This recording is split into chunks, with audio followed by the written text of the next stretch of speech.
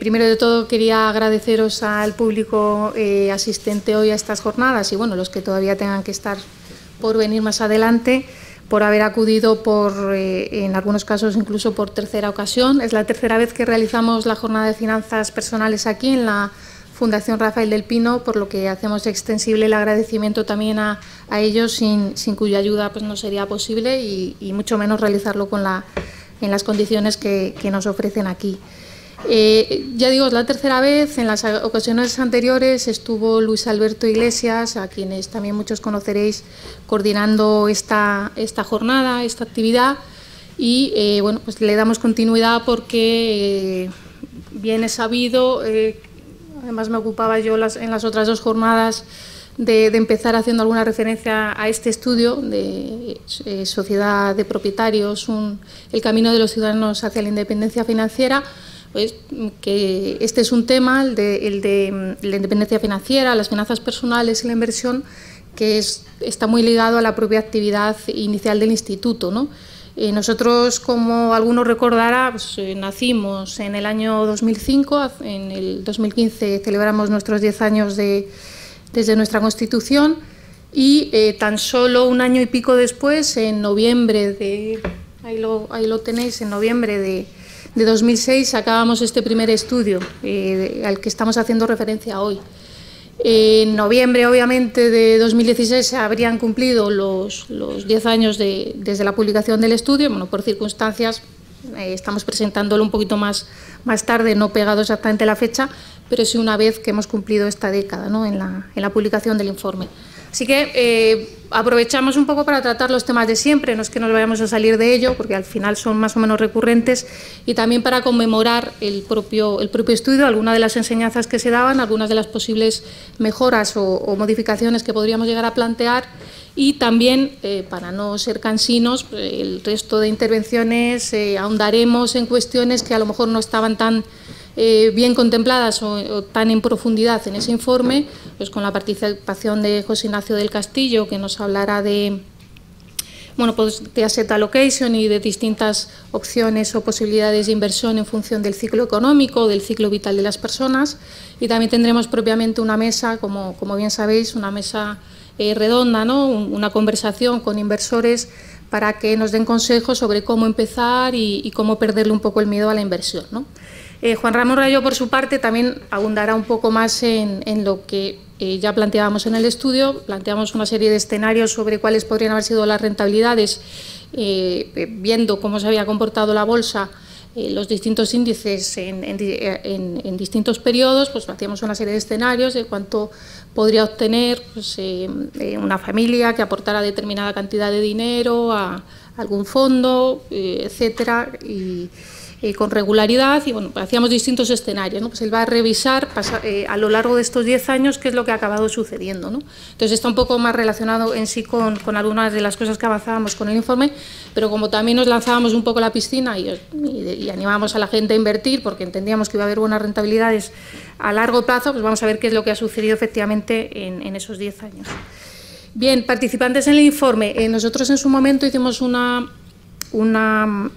también una presentación en el instituto, en el local del instituto, y fuimos los 3 primeros que vamos a aparecer aquí, que es yo misma, Raquel Merino, Juan Ramón Rayo y José Ignacio del Castillo. Los 3 estuvimos haciendo la presentación, así que hoy un poco también conmemorando esa presentación original estamos aquí. También participaron o estuvieron involucrados de una forma u otra Maite Juárez, María Blanco o Juan Ros. Bien, paso entonces propiamente a lo que voy a tratar yo, que es repasar un poco algunas ideas que se planteaban en este estudio, algunas posibles mejoras o partes que quizás no abordamos en tanta extensión y bueno, más o menos esa es la idea, ¿no? El objeto o el objetivo del estudio, ¿qué es lo que estábamos buscando con él? Bueno, estamos tratando básicamente de presentar cuáles podrían ser las ventajas de una sociedad de propietarios como alternativa al estado del bienestar, ¿no? Lo del estado del bienestar, aunque se hablaba de ello con cierta regularidad, no era una cuestión que se planteara de forma inicial muy fuerte, pero de fondo básicamente lo que estamos planteando es un cambio, ¿no?, de arriba abajo del sistema, ¿no?, en el que nos movemos. En ese sentido, tocaba dos partes. La primera de ellas relativa a las finanzas personales y la inversión, que tenía que ver más con hábitos y cambios y aptitudes, ¿no?, de los individuos y las familias ante la inversión y las finanzas personales. Y la segunda parte ya sí era más política, si lo queremos ver así, que planteaba, por tanto, un cambio de modelo en el ámbito político-económico. Entonces, bueno, pues al final era una alternativa en lo que respecta a la cuestión de las finanzas personales, a la dependencia de ingresos que tenemos, en tanto que en muchas familias, aquí hablamos más o menos del grueso de familias, no hablamos de casos particulares, pues la fuente principal de ingresos son los ingresos laborales, ¿no?, por el trabajo. Entonces, hay una serie de limitaciones que vamos a ver y en las que, bueno, entendemos que el haber hecho en ese momento, en ese estudio, hincapié en esos problemas que se derivan de esa dependencia de un único fuente de ingresos, presentaba una serie de problemas, pues era un avance, ¿no?, que habíamos planteado o aportado. Eso genera, por tanto, unos límites en la independencia financiera, ¿no?, el estar muy atados a una única fuente de ingresos del trabajo y muchas veces limitada. Y la segunda parte, que hemos dicho que tenía que ver con la parte más político-económica, planteábamos una alternativa a la crisis del estado del bienestar, pues crisis, por ejemplo, del sistema público de pensiones, etcétera, ¿no? Bueno, eso es más o menos las dos partes que, si queremos encontrar una forma de estructurar el informe, más o menos se abordaban. Una parte de finanzas personales, de cómo alcanzar esa independencia financiera, y otra parte en que hacíamos críticas más o menos veladas, a veces no tan veladas, más duras al sistema actual, ¿no?, y a los incentivos que genera ese sistema en los individuos y en las propias familias. Y otra cosa que también buscábamos es que fuera popular y factible, ¿no? He hablado antes de clases medias, al final se trata de, bueno, pues vender, entre comillas lo de vender, algo que sea más o menos asible o por grupos de personas amplios, ¿no? No por unos en particular. Bueno, vamos a ver entonces la parte de aciertos y luego fallos y mejoras, ¿no? Como ya comentaba hace un momento, el hacer hincapié en la incertidumbre que encontramos en la carrera laboral es una de las cosas en las que entendemos que hicimos un buen papel, en el sentido de hacer énfasis en ello, ¿no? En ese sentido, lo que proponíamos básicamente es que las clases medias se pudieran aliar con el sistema de producción capitalista, no solo como consumidores, que es algo que hacemos cotidianamente y lo tenemos muy interiorizado, o como productores, en tanto que desde que somos pequeños nos formamos para entrar en el mundo laboral, sino también el poder hacerlo como inversores, ¿no?, que es una faceta que no solemos trabajar. De nuevo, hablo clases medias en general, no se suele trabajar en profundidad. Entonces, nosotros queríamos ahondar en eso, que creíamos que tiene una serie de ventajas tanto a nivel personal o familiar como, ya hemos dicho, económico, político, social, en su vertiente más general. Bueno, entonces, ¿qué planteamiento inicial? El planteamiento inicial es que tenemos dos fuentes de ingresos posibles o fundamentales, ¿no? Aquellos derivados de las rentas activas o laborales o del trabajo, que son las que, bueno, ya digo, nos formamos desde pequeñitos para entrar en el mundo laboral, y más o menos eso es algo generalizado, que todo el mundo o las clases medias trabajan para que sus hijos se formen en esa línea, pero se suele desatender o no se trabaja tanto en esta otra, que sería en fomentar las rentas pasivas, ¿no?, o patrimoniales o del capital. Aquí, bueno, veis que pone, en cuanto a rentas activas, el hombre en el trabajo, y en cuanto a rentas pasivas, el dinero trabajando, ¿no? O sea, hace un poco un juego de palabras, pero básicamente es la idea, ¿no? Bueno, nosotros podemos estar obviamente inmersos en el mundo laboral, pero puede haber una parte de lo que nosotros obtenemos de esas rentas laborales, que estemos ocupándolas o destinándolas a conformar un patrimonio que esté trabajando solo, ¿no?, que esté generando incrementos patrimoniales, de los que luego podamos, y nos veremos en algún ejemplo con Juan Ramón, de los que luego podamos lucrarnos en el futuro. ¿Y por qué? ¿Qué nos puede facilitar todo esto? Pues estas rentas pasivas crecientes nos pueden hacer alcanzar o ganar tiempo, ganar tranquilidad, y poder hacer, ¿no? El poder hacer cosas que de otra manera estamos más limitados o más pues, agarrados así por el cuello, vivimos más en el día a día. Bien, ¿en qué sentido? ¿Cuáles son algunas posibilidades?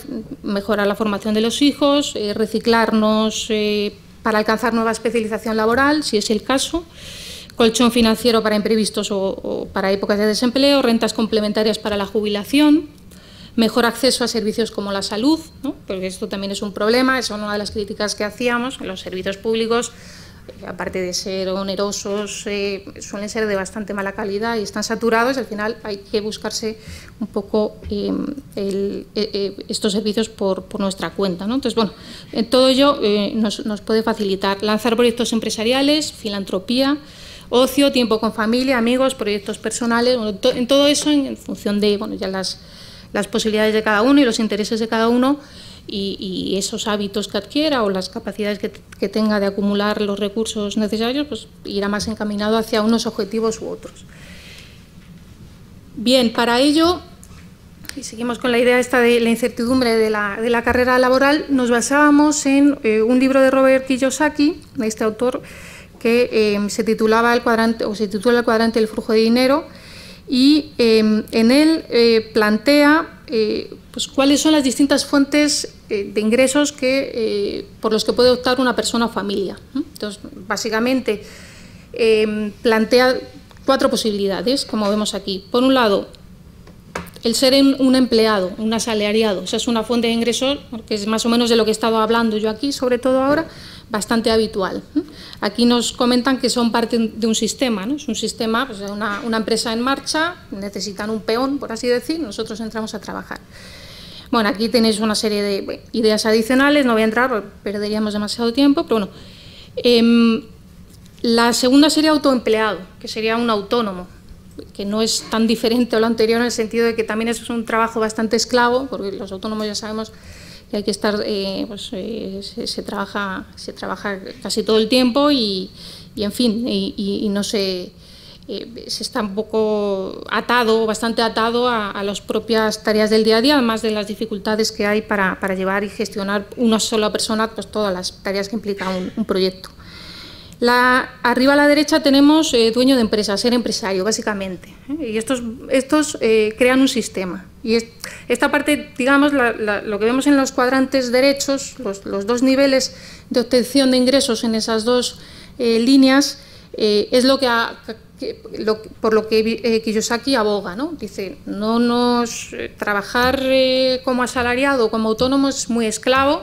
Estamos trabajando en el día a día, malviviendo, sobreviviendo así un poco de mala manera, vámonos hacia la derecha, ¿no? O creemos un sistema, montemos una empresa, evidentemente que también es muy esclava, pero que la aspiración, según nos diría Kiyosaki, es que en un momento dado se haya creado un sistema que más o menos trabaje por sí solo y nosotros somos los dueños, pues más o menos ya podemos empezar a rentabilizar todo el trabajo que se ha hecho antes y la ventaja competitiva que tengamos.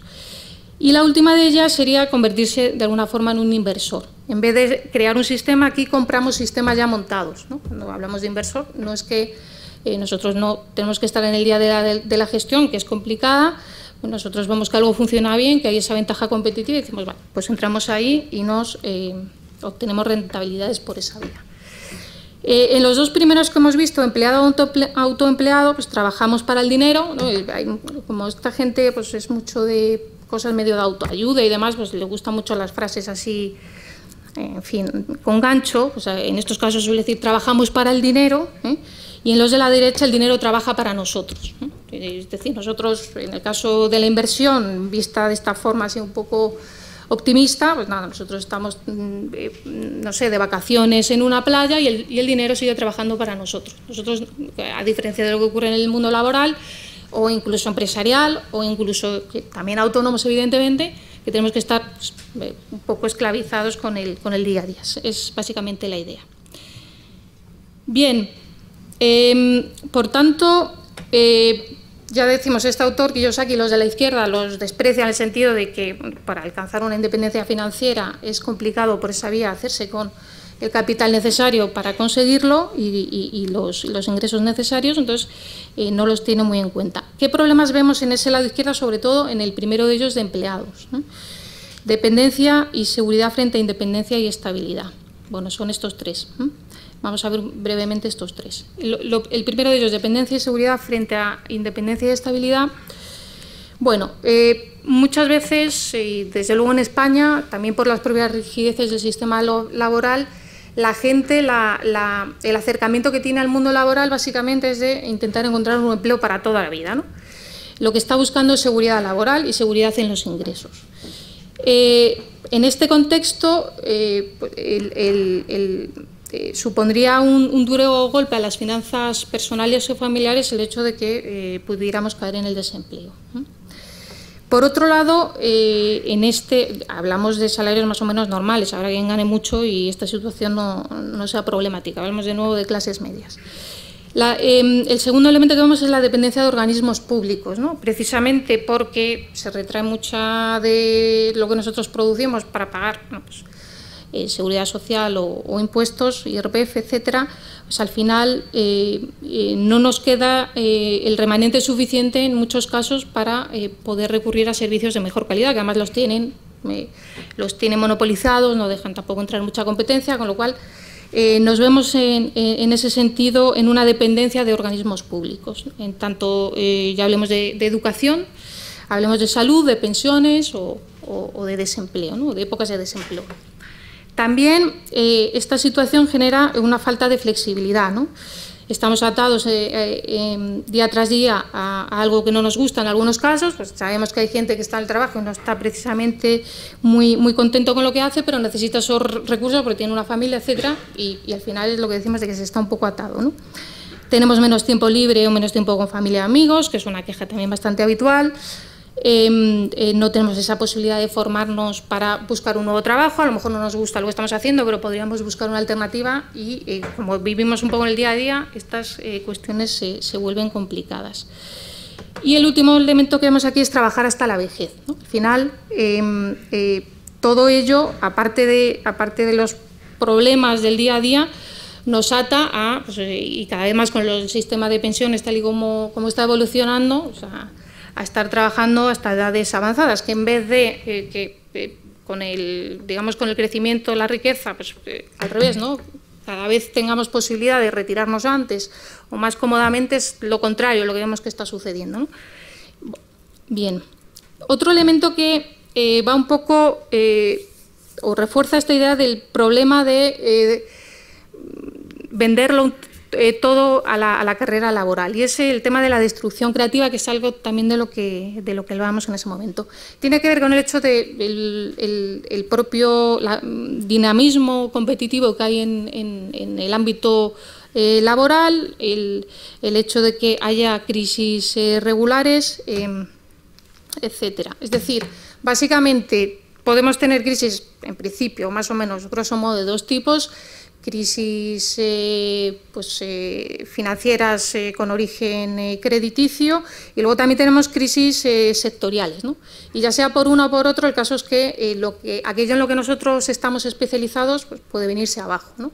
Entonces, si somos muy dependientes de esas fuentes de ingresos, vivimos mucho en el día a día y encima, pues de repente aquello que hacemos deja de tener valor en el mercado y o se remunera mucho menos o directamente perdemos el trabajo, pues ahí tenemos unas dificultades grandes.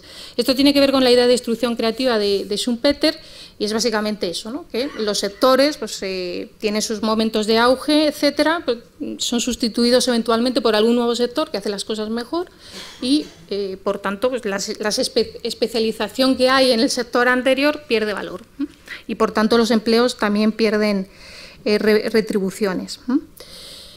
Bien, esa es un poco la idea. Con la especialización laboral que nosotros hacemos sí que se ha ganado, ¿no? En formación y planificación profesional en el tiempo, rebajando la preferencia temporal. Eso ha sido una de las ventajas que hemos tenido, de que la gente haya optado por la especialización laboral y, bueno, pues que obtenemos evidentemente ingresos y la regularidad de ingresos. Ahora he dicho o he comentado lo de destrucción creativa, pero digamos que hasta que aquello no ocurra, hasta que por lo que sea lo que nosotros hacemos deje de tener valor y acabemos desempleados, pues al menos el sistema empresarial es una forma, un mecanismo en que el asalariado regularmente obtiene pues, unas rentas más o menos constantes o estables. Y eso es muy bueno pues, para hacer previsiones y para poder llevar a cabo planes personales.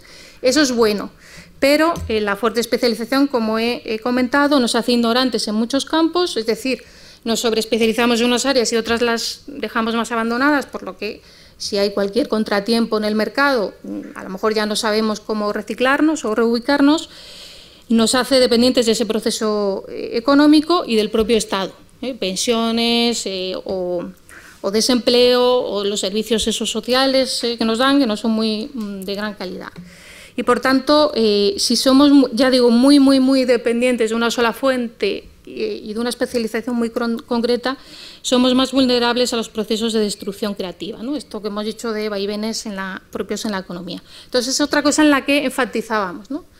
Bueno, que la propia dinámica del mercado, o sea, hace que sea prudente el buscar unas fuentes de financiación, unas formas de hacer crecer un patrimonio que nos lleve a una situación más saludable financieramente, más saneada, ¿no? La tercera de ellas es la carrera de la rata y volvemos a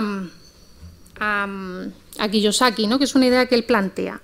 Él dice, ¿qué es esto de ser rico? Y él viene a decir que mucha gente cree que ser rico es gastar como un rico, ¿no? Simplemente gastar como un rico.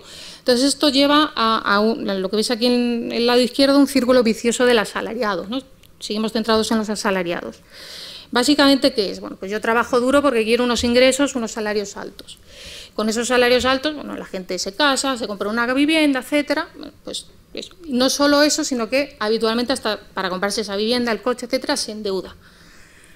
¿Qué es lo que ocurre? Que empieza a tener toda una serie de exigencias económicas regulares y eso hace que esta persona todavía tenga que trabajar más duro para obtener unas rentas mayores, para que le promocionen en el trabajo, etcétera. Pues trabaja más duro, obtiene más rentas, como tiene una sensación de riqueza mayor o de ingresos mayores, pues incurre incluso en más deuda, ¿no? Entonces, al final esto lo llama la carrera de la rata del asalariado, básicamente Kiyosaki por eso entra en una dinámica que creemos que somos más ricos porque consumimos como ricos, pero en realidad estamos hiperendeudados y con unas dificultades digamos, muy grandes en cuanto a nuestra salud financiera, ¿no? Porque en cualquier momento, lo que hemos dicho, cesan los ingresos por el motivo que sea y la deuda que tenemos es bestial. Entonces, la consecuencia es rápida. ¿Qué es lo que viene a decir él? Realmente ser rico no es gastar como un rico, sino tener el patrimonio de un rico, ya sea él aboga por empresarios, ya lo hemos visto, o por inversores, que precisamente de ese patrimonio que tienen en su poder obtienen toda una serie de rentas pasivas con las que pueden permitirse esos lujos, si lo queremos llamar así. Pero tienen digamos, un colchón o una fuerza, un pulmón financiero y patrimonial muy grande, que es lo que les permite luego, si tienen lujos, y luego los hábitos del nuevo rico no suelen ser muchas veces los del rico de verdad, que a lo mejor es más tranquilo que el nuevo rico, pero bueno, eso es otra cuestión que tampoco vamos a entrar en este momento. Bien, entonces, con esto de la carrera de la rata, básicamente queríamos andar en esta idea. La cultura financiera es muy importante precisamente para evitar este tipo de dificultades en los que nosotros nos ponemos a veces por intentar pues ir varios pasos más adelante de lo que probablemente deberíamos, ¿no? Entonces, ojo con las rentas solo salariales por esto, ¿no? Porque ya hemos visto que muchos asalariados se meten en esta dinámica un poco loca de gastar, endeudarse, ¿qué tal? Si cada vez gastamos más, etcétera, pero hay mucho riesgo financiero. Ojo con la deuda, por eso mismo, bueno, pues tengamos más tranquilidad, por eso, bueno, el tipo de consejo que nosotros dábamos y que son consejos más o menos compatibles, bueno, pues con lo que desde la escuela austríaca, etcétera, se diría sobre la prudencia, ¿no?, de los individuos y las familias a la hora de enfrentarse a la deuda, ¿no? Pues tengamos más o menos tranquilidad, o invirtamos o hagamos crecer los negocios con ahorro sólido, con ahorro real, no con cargo a deuda, en fin, va un poco en esa línea también, ¿no? Y ojo con la vivienda, ¿no?, que para Robert Kiyosaki es un pasivo, ¿no?, por lo que hemos comentado. ¿Por qué? Porque la vivienda, aunque entenderíamos que es un activo, él pues usa el término de forma muy particular, pero él lo presenta como un pasivo en el sentido de que la mayoría de las veces las viviendas estamos hipotecados en la adquisición de la vivienda, y como dice él, básicamente el dueño de la vivienda es el banquero, no somos nosotros, y supone una salida, un compromiso, digamos, de gasto regular por parte de las familias muy grande, porque tenemos que estar todos los meses pagando una cuota de la hipoteca, ¿no? Y estamos muy atados a ello. Entonces, ojo con la vivienda, ojo con la deuda, etcétera. Entonces, es un tipo de consejo que tiene que ver bastante con algunos malos hábitos que luego, por ejemplo, han revertido negativamente en el propio ciclo económico y en la crisis económica que tuvimos a partir de 2007, ¿no? La gente pues, se habituó un poco a esta carrera de la reota, de sobreendeudarse, etcétera. Y básicamente dentro de la cultura financiera, ese tipo de consejos que daríamos y que son compatibles, ya decimos, con un sistema económico más sano, pues estaríamos abogando por una baja preferencia temporal, por un amplio horizonte temporal, ¿no? Gastar todo lo que nos entra inmediatamente, incluso endeudándonos, sino más o menos tener un horizonte temporal más amplio. Eso con respecto a la primera parte que veíamos de incertidumbre de la carrera laboral, ¿no? Hemos visto por 3 vías qué problemas nos da. Dificultades para emprender. Los otros 2 cuadrantes que podemos ver es crear un sistema o ser autoempleados. Entonces, también ahí veíamos una serie de dificultades y por eso acabábamos abogando por el cuarto de los cuadrantes, que era la inversión. Básicamente porque se proponía esto como algo, ya he comentado al inicio, más o menos popular y vendible, entre comillas, a clases medias amplias, ¿no? De tal manera que pues no todo el mundo tiene la piel que hay que tener para ser un empresario, y lo de autónomo ya hemos visto que es una locura, ¿no? ¿Qué dificultades tienen los autónomos en este sentido? Pues, algunas las ponemos aquí, pues las cuotas a la seguridad social, costes regulatorios, están poco protegidos, no están agrupados, ¿no? Hay otros colectivos que se agrupan, así hacen fuerza, bueno, pues ellos no lo están. El tema del IVA, la economía sumergida, al final tienen que andar trampeando, en fin, trabajando en una situación bastante crítica, y la propia precariedad, ¿no? Al final estás medio subsistiendo con ingresos menguantes, ya digo, trampeando y con unos costes regulatorios muy grandes. Lo mismo en el ámbito empresarial, ¿no? También entendemos que hay unas dificultades, es fabuloso si alguien emprende, por supuesto, pero no es una cosa que esté hecho para todas las pieles o para todo el mundo, ¿no? Entonces, ¿qué problemas plantea el tema del emprendimiento? La coordinación de muchos factores productivos. Hay que saber hacerlo, hay que saber qué se quiere hacer, hay que saber qué se necesita, hay que saber cómo conseguirlo, hay que saber con quién contactar, hay que saber muchas cosas. En un entorno competitivo y de incertidumbre, encima no estamos solos, viene uno por aquí, otro por aquí, nos adelantan, en fin, aquello es complicado. No todo el mundo, ya decimos, tiene la piel para hacerlo. Además, está el caso español, pues ya sabemos que hay coste regulatorio grande, discrecionalidad regulatoria, pues nos van cambiando las cosas y tenemos que ajustarnos sobre la marcha, o destruyen inversión que hemos realizado, en fin, lobbies, fiscalidad, todas estas cosas que siempre se ponen sobre la mesa, y también incluso con estos años que hemos visto la demagogia antiempresa, ¿no?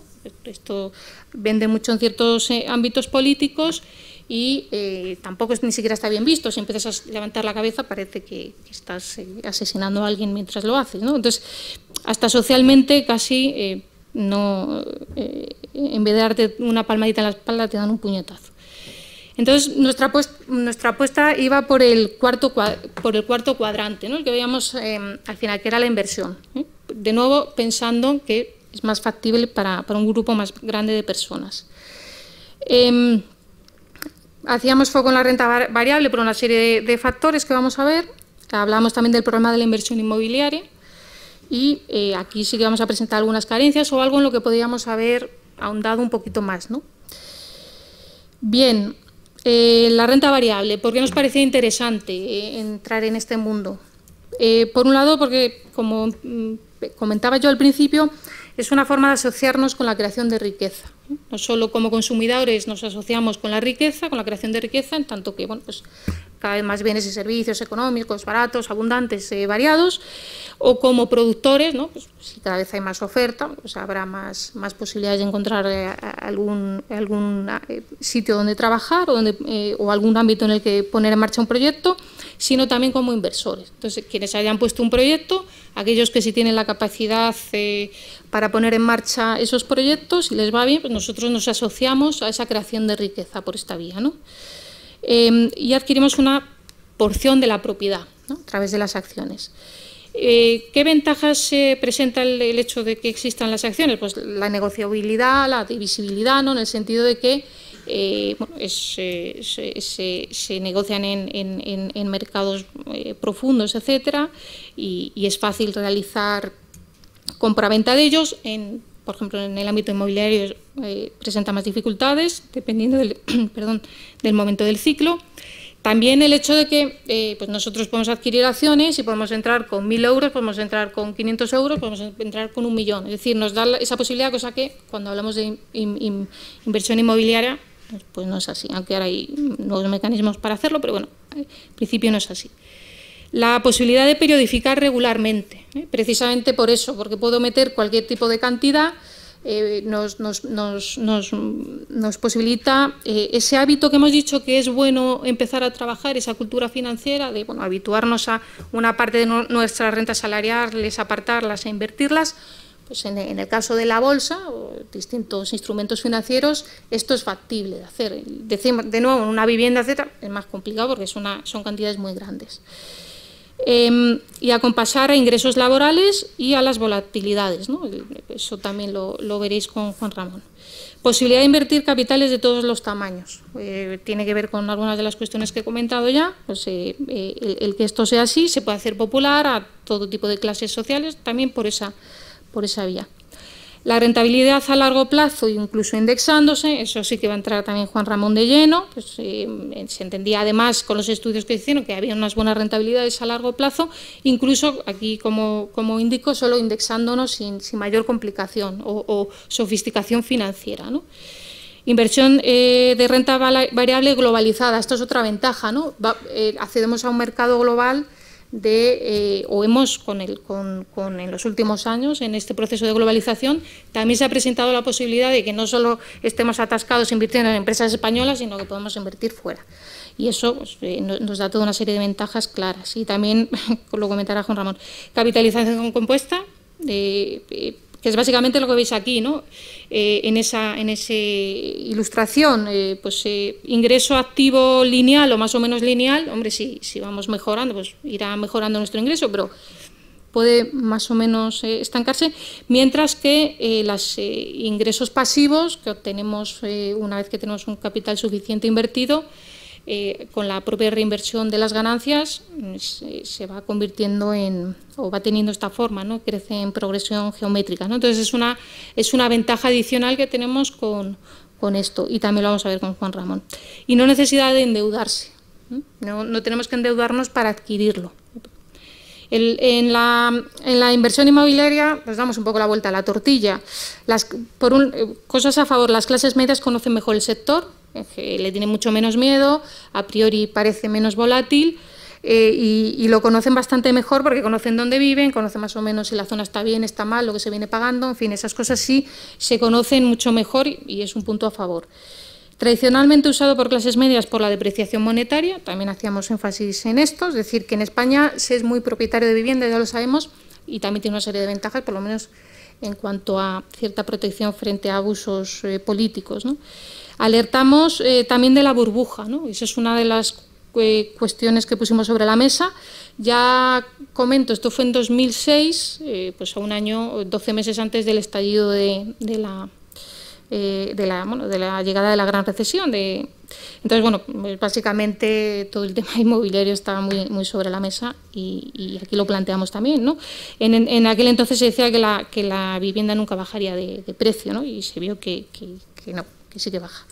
Coste elevado asociado al endeudamiento, es ese peligro, esa carrera de la rata que hemos dicho hace un momento. Costes asociados de mantenimiento, fiscales, amenazas regulatorias, dificultad para alquilar en España, ¿no?, que es una forma de obtener rentabilidad. Peor negociabilidad o de visibilidad, en el sentido que son cantidades muy grandes.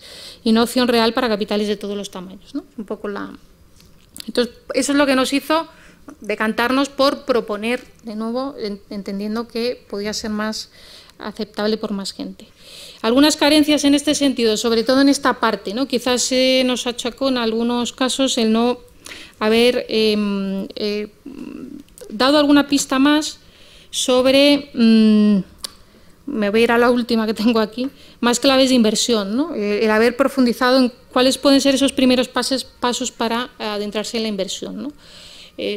Porque nosotros dábamos unos escenarios, tampoco entrábamos mucho más en detalle y, bueno, pues había gente que siempre cuando se habla de estos temas te pregunta: ¿y yo cómo empiezo? ¿Qué es lo que tengo que hacer? ¿Dónde me acerco? ¿Quién es el que, a qué oferentes o a qué proveedores de servicios financieros me acerco? ¿Cómo tal? ¿Cómo no me engañan? ¿Quién es? Este tipo de preguntas que suelen realizar, a nosotros ahí no entrábamos en ello, tampoco era el objetivo, pero bueno, que evidentemente es algo que nos han ido comentando como posible mejora. Y de hecho la mesa redonda que vamos a tener de inversión, pues esperamos que ayude un poco en esa línea. Lo primero que vemos aquí, no incidir suficientemente en la diversificación geográfica de la inversión. Ahí pongo Juan Ramón Rayo porque él va a introducir ideas de varios índices, de cómo han evolucionado. Y por lo menos hoy trataremos, entre comillas, un poco de aquello. Otra parte en la que no ahondamos sería la gestión patrimonial como un proceso continuo y dinámico, ¿no? Es decir, básicamente, y esto es algo de lo que hablará José Ignacio del Castillo, tenía que ver con el hecho de que no siempre los activos funcionan, o todos los activos funcionan igual de bien en cada fase del ciclo. Entonces, bueno, esa es la parte que el Asset Allocation va a tratar José Ignacio del Castillo en la tercera de las sesiones, y nos va a profundizar precisamente un poco en esta pata, ¿no? Que nosotros no entramos demasiado ahí en que si es mejor salirse de bolsa en algún momento en particular o no, o la inversión inmobiliaria es mejor en otros momentos, o el oro, o lo que sea. Ahí no entramos, ¿no? Y es pertinente en cualquier caso, ¿no? Y ya he comentado antes de las claves de inversión. Y muy brevemente, en cuanto a estabilidad macroeconómica, en cuanto hacia un cambio de modelo político-económico, pues entendíamos que daba estabilidad macroeconómica al sistema, ¿no? Entrando ya en la parte más política. No se estaba financiando el crecimiento con deuda, sino con ahorro real. Es decir, este plan o esta idea o este modelo de sociedad, como lo queramos llamar, al final hace que esos hábitos de cultura financiera de los que venimos hablando reviertan positivamente en la sociedad a través de insuflando ahorro y capital al mercado, ¿no? Quienes tuvieron ahorro sobrevivieron mejor a la crisis, es decir, ya no solo porque creamos que es mejor para el sistema, sino que evidentemente quien ha tenido este tipo de precaución ha sobrevivido mejor. El modelo actual redistribuidor, pues también alertábamos de que desalienta el propio ahorro familiar. También con sociedad de propietarios se auguran menos conflictos sociales, bueno, porque hay menos clases que acaban pues de repente con ingresos que les desaparecen o con teniendo que malvender una vivienda o cosas así, por entender mejor, por un lado, los ciclos económicos y entender mejor la relación que pueden tener con las finanzas personales. También un cierto contrapoder, ¿no? Antes comentaba lo de el ser dueños de viviendas, el que se tengan en propiedad, pues, hasta cierto punto que vengan con cierto tipo de gracias, Podemos o algún partido de estos, pues, la gente, como es una masa muy grande de gente con este tipo de bien, pues se revolvería, ¿no? Menos nivel de deuda estatal, ¿no? Menos presión impositiva y emisión de deuda. Eso también revertiría positivamente. También hablamos del tema de las pensiones públicas, tampoco es cuestión de comentar demasiado porque ya bien lo sabemos, pero ya en aquel entonces insistíamos un poco en esta idea de que el sistema de pensiones de reparto estaba abocado al desastre y que muy previsiblemente ampliarían la edad de jubilación y pondrían todo tipo de dificultades para que de una forma u otra pues se minoraran las prestaciones o tuvieras que trabajar muchísimo más tiempo para poder alcanzarlas. Bueno, pues ya hemos visto ayer o antes de ayer noticias de que el fondo de reserva se ha agotado y ha tenido que dar un préstamo los presupuestos del Estado, y bueno, el envejecimiento, rigidez del sistema laboral, crisis, etcétera, ¿no? Bueno, y por último, la renta básica. También planteamos la renta básica en aquel entonces, la tragedia desde el punto de vista social que aquello traería. Bueno, básicamente ya digo, la poníamos sobre la mesa bastante antes de que Podemos la sacara un poco al debate público, y evidentemente nuestra visión era completamente contraria porque éramos críticos a ella, ¿no? ¿Qué pasaría si se pone algo así como esta renta básica, reducción de pensiones de personas que no están en edad de trabajar, para costear pues esa especie de holgazanería, ¿no? de esos grupos que optan por bueno, pues que con esos ingresos a lo mejor pueden malvivir y entonces optan por salirse del mercado laboral? Eso traería bolsa de personas dependientes que no contribuyen a capital humano, sino que, bueno, más bien al contrario, a destruirlo, y comportamientos disfuncionales en el ámbito familiar, etcétera, porque la gente se dedica un poco a otras cosas y no a cuestiones de responsabilidad personal, familiar o del tipo que sea, ¿no? Bueno, a vida contemplativa o lo que se ocupen con este tipo de políticas sociales. Y bueno, básicamente esto era, repaso todo lo rápido que he podido porque es un informe relativamente extenso, os animo obviamente a leerlo. Y bueno, cualquier crítica o comentario, si no lo habéis leído, vamos, pues nos lo podéis hacer llegar al instituto para, bueno, para tenerlo también en cuenta en próximas revisiones que hagamos. Y sin más, de nuevo daros las gracias, y aquí simplemente iba presentando un poco a los que iban a venir, que ya los he presentado antes, pero van a estar, al final Javier Ruiz no va a poder estar con nosotros de Metagestión porque se puso enfermo ayer bastante, bueno, de gripe bastante mal, entonces bueno, no puede asistir. José Luis Benito de True Value sí que estará viniendo luego en la mesa redonda, y Pablo Martínez Bernal de Amiral Gestión pues también acudirá a la mesa redonda. Intentaremos poner una tercera persona, pero ya lo vamos a tener que improvisar un poquito, y por supuesto también a OMA, patrocinador de este evento, y de nuevo a la Fundación del Pino, a la Fundación Rafael del Pino. Muchas gracias a todos y